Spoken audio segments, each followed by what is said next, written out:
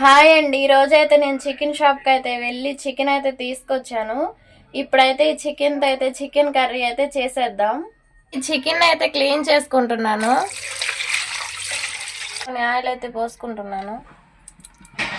Oil అయితే heat అయింది. కొంచెం లైట్గా జీలకర్ర వేసుకుందాం. పట్టుకున్న టమాటా ఆనియన్స్ పేస్ట్ అయితే వేసేసుకుందాం. ఈ పేస్ట్ లోకి అయితే కస్తూరి మేత అయితే వేసుకుంటున్నాను. పేస్ట్ అయితే బాగా ఉడికిపోయింది.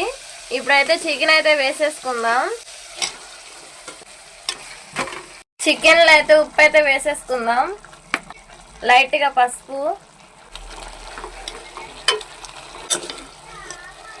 కొంచెం వాటర్ అయితే పోసేసుకుందాం.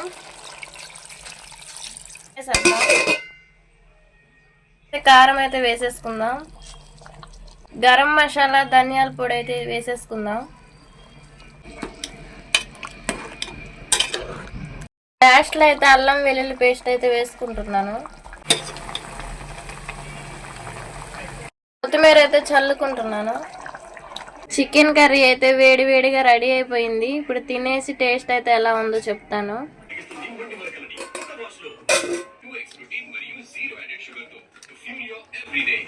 టేస్ట్ అయితే సూపర్ ఉంది. మీరు లైక్ చేసి సబ్స్క్రైబ్ చేసుకోండి.